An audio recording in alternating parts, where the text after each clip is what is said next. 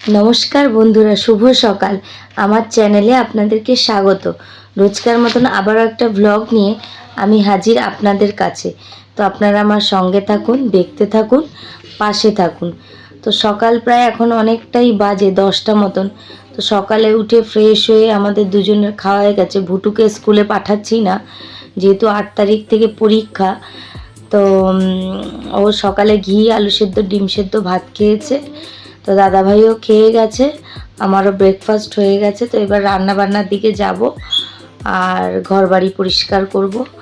তো আপনারা সঙ্গে থাকুন, দেখতে থাকুন, পাশে থাকুন।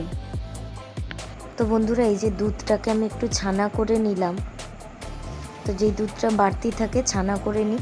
আর এদিকে একদিকে ডিম সেদ্ধ আর একদিকে ভাত বসিয়েছি।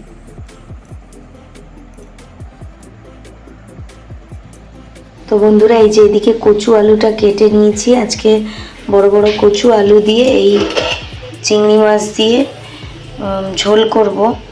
তো তাই জন্য কেটে নিয়েছি, মাছও পরিষ্কার করা আছে। তো চলো এটা সেদ্ধ বসিয়ে দিই। আর এদিকে দুধ বসিয়েছিলাম, তো দুধটা হয়ে গেছে, নামিয়ে নেব। পুরো বলেছিলাম না এই গাছে ফুল এসছে। তো দেখো এটা শিম গাছ, এই যে শিম হয়েছে ছোট্ট ছোট্ট পাতলা পাতলা। তো খুব আনন্দ লাগছে দেখে, নিজে থেকেই হয়েছে। আর এই যে একটা ঝুলছে।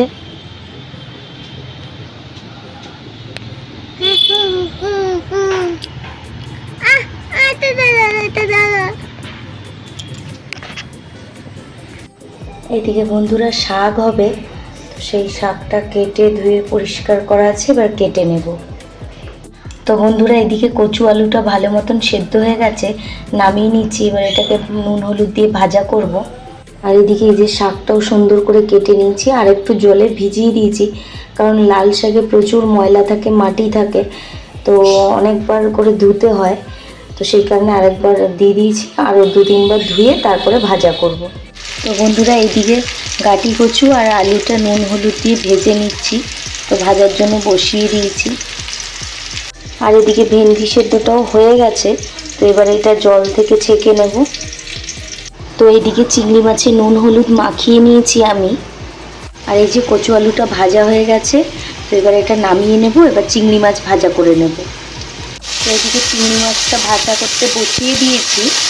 তো এই যে বন্ধুরা, চিংড়ি মাছ আর কচু আলু সুন্দর করে ভাজা হয়ে গেছে। তো ভেজে রেখে দিচ্ছি। এবার তরকারিতে যা করার বাদবাকি আপনাদের দেখাচ্ছি, চলুন। তো কড়াইতে একটু সর্ষের তেল দিয়ে গোটা জিরে আর পেঁয়াজ ফোড়ন দিয়েছি। তো এগুলো ভাজা হোক, তারপরে মশলা দেব। এদিকে বন্ধুরা, রোজকার যে গুঁড়ো মশলা জিরে ধনে লঙ্কা গুঁড়ো হলুদ আর সামান্য একটু নুন, এটা জলে গুলিয়ে রেখে দেব। আর এই যে টমেটোটা কেটে রেখেছি, টমেটোটা দেব। তো পেঁয়াজটা ভাজা হয়ে এসছে, পেঁয়াজটার কালার চেঞ্জ হয়ে গেছে। তো এবার বাটা মশলাগুলো দিয়ে দিচ্ছি। এর মধ্যে রয়েছে শুধু রসুন আর আদা কাঁচা লঙ্কা, আর কিচ্ছু না, এটাই দিয়ে দেব। এই যে আদা রসুনটা ভালো করে ভাজা হয়ে এসছে, তেলটা মোটামুটি ছেড়ে এসছে। তো এই যে গুঁড়ো মশলার যে জলটা সেটা দিয়ে দিচ্ছি, যে গুলিয়ে রেখেছিলাম। তো এটা হতে থাক, তারপরে দেখাচ্ছি। আজকে একটু তেলটা বেশি দিয়েছি, সাধারণত রোজ একটু তেল কম দিই। তো আজকে ভাবলাম একদিন একটু তেল বেশি দিয়েই করি। তো ভিডিও করার জন্য খুব একটা বেশি তেল মশলা দিয়ে আমি রান্না করি না। তো শরীরের দিকে তো খেয়াল রাখতে হবে, তো যেহেতু বাচ্চা আছে তো কম তেলেই করি। তো আজকে একটু ভাবলাম তেল দিয়েই করি। তো চলুন এটা হয়ে যাক, তারপর আপনাদের দেখাচ্ছি। তো এই যে মশলা থেকে তেল বেরিয়ে এসছে, এবার টমেটোটা দিয়ে দিচ্ছি।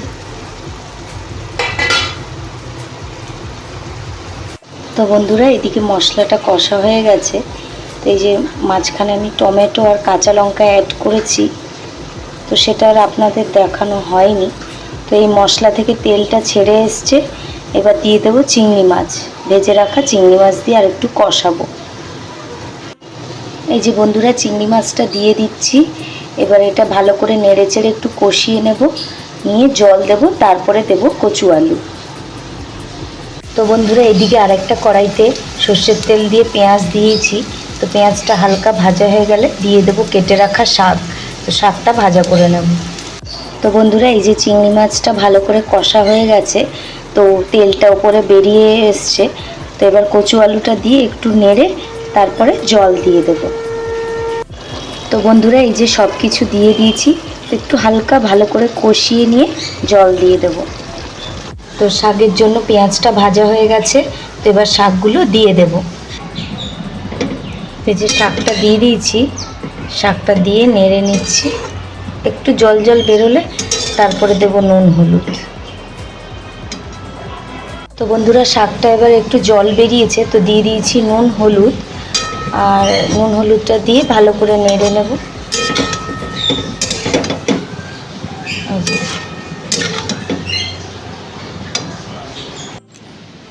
তো বন্ধুরা এই যে ছাদে চলে এসেছি, একটা চাদর কেচেছিলাম, তো সেই চাদরটা মিলে দিতে এসেছি ছাদে। একটাই ধুয়েছি, তো চলো এটা দিয়ে নিই। এই যে বন্ধুরা চাদরটা দিয়ে দিয়েছি, যদিও এটা নতুন চাদর, তো আমি ধুয়েই পাতি, তো সেই জন্য এটা ধুলাম। ধুয়ে আর এই যে সকালের জামা কাপড় যেগুলো আছে এগুলো থাক, এখনও শুকোয়নি। ছাদে আসলে আমার নিচে যেতেই ইচ্ছা করে না, আর ছাদে আসলে আমার ঢঙের সীমাটাও নেই, তো ভীষণ প্রিয় ছাদ আমার। তো এই যে এটা সুন্দর করে কষা হচ্ছে, এবার জল দেওয়ার এই যে সামান্য একটা ছোট্ট এইটুকু জাস্ট টেস্টটা ব্যালেন্স রাখার জন্য। এই যে বন্ধুরা জল দিয়ে দিয়েছি, ঝোলটা ফুটছে।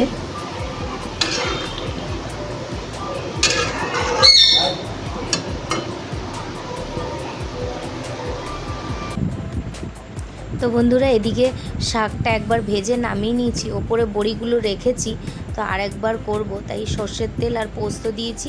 তো এটা দিয়ে নেড়ে চেড়ে, তো এই যে বন্ধুরা পোস্ত দিয়ে শাকটা আরেকবার ভেজে নিয়েছি, নেওয়ার পর নামিয়ে এই যে উপর দিয়ে একটু বড়ি ভাজা করে দিয়ে দিয়েছি।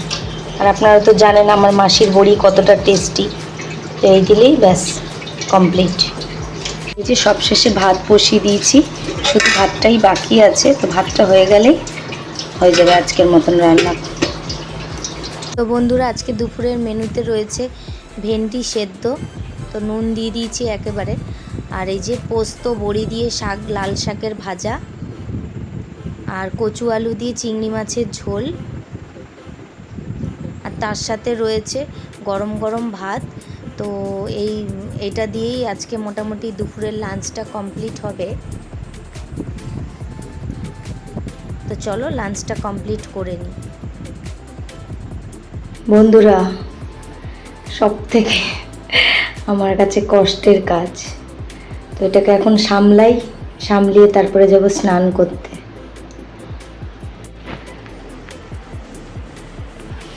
ফাইনালি সব কমপ্লিট বন্ধুরা, এবার যাব স্নানে। এই যে বন্ধুরা রাতের রুটির আটাটা মেখে নিচ্ছি, আর এই যে এখানে একজন পড়ে এসছে, একটু রেস্ট করছে, আবার পড়তে বসাবো আমি। বন্ধুরা এই যে এক পাশে রুটি হচ্ছে আর একদিকে ভাত হচ্ছে, তো চলো করে নিই। বন্ধুরা সামনে বুটুর পরীক্ষা, তো ওকে পড়াচ্ছিলাম, তো সেইভাবে আর ভিডিও করা হয়নি, তো আজকে যেটুকু হলো যতটা হলো সেটুকুই থাক। তো বন্ধুরা এখন অনেকটা রাত হয়ে গেছে, তো আজকের মতন ভিডিওটা এখানেই থাক। আপনাদের যদি আমার ভিডিও ভালো লেগে থাকে তাহলে লাইক, কমেন্ট, শেয়ার, সাবস্ক্রাইব করবেন, আর পাশে থাকা বেল আইকনটা প্রেস করে দেবেন যাতে ভিডিও দিলে নোটিফিকেশান আপনাদের কাছে যায়, আপনারা ভিডিওটা দেখতে পারেন। আর আবার একটা নতুন ব্লগ নিয়ে হাজির হব আপনাদের সামনে। তো ততক্ষণ অবধি আপনারা সবাই ভালো থাকবেন, সুস্থ থাকবেন, সাবধানে থাকবেন। শুভরাত্রি সবাইকে।